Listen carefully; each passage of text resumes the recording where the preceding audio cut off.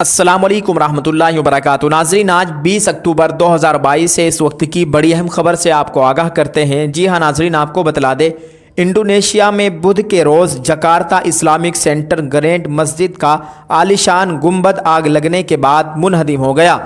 Golf today کی report کے مطابق سوشل میڈیا فوٹیج میں مسجد کے گنبد کو گرتے ہوئے دیکھا جا سکتا ہے۔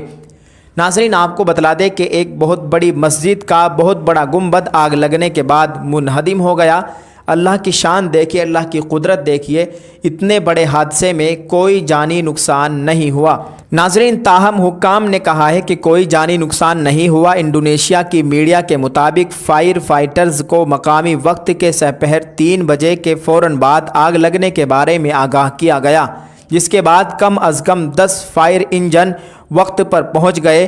ویڈیو فوٹیج میں مسجد کے گرنے سے عین قبل اس کے گنبد سے آگ کے شعلے اور دھواں اٹھتے دیکھا جا سکتا ہے۔ آگ لگنے کی وجہ تاحال معلوم نہیں ہو سکی ہے۔ میڈیا رپورٹس کے مطابق اس وقت اسلامک سینٹر کی تزئین و آرائش کی جا رہی تھی۔ ناظرین، آگ لگنے یا گنبد گرنے کے نتیجے میں کوئی زخمی نہیں ہوا ہے۔ مقامی میڈیا نے مزید کہا ہے کہ پولیس آگ لگنے کی وجہ کی تحقیقات کر رہی ہے اور عمارت میں کام کرنے والے مزدوروں سے پوچھ تاچھ جاری ہے۔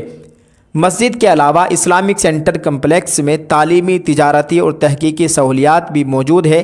گلف ٹوڈے نے رپورٹ کیا ہے کہ مسجد کے گنبد میں آخری بار تقریباً 20 سال قبل تزئین و آرائش کے دوران آگ لگی تھی۔ اکتوبر 2002 کی آگ بجھنے میں تقریباً 5 گھنٹے لگے تھے۔ آپ کو بتلا دیں، اب سے 20 سال پہلے بھی اس مسجد میں آگ لگی تھی اور اس مسجد میں کام چل رہا تھا۔ 2002 کی بات ہے جس وقت اس مسجد میں آگ لگی تھی۔ ناظرین، اس وقت بھی اس آگ کو بجھانے کے لیے تقریباً 5 گھنٹے لگے تھے۔ پھر 20 سال کے بعد وہی بالکل اسی طرح کی آگ لگی، جس کے بعد مسجد کا پورا گنبد منہدم ہو گیا ہے۔ جی ہاں ناظرین، اللہ کی شان یہ بہت بڑی ہے کہ اس بہت بڑے حادثے میں کوئی جانی نقصان نہیں ہوا ہے۔ آپ کو بتلا دیں، انڈونیشیا یہ ایک اسلامک کنٹری ہے، ایک اسلامک ملک ہے جہاں پر یہ بہت بڑا حادثہ ہوا ہے۔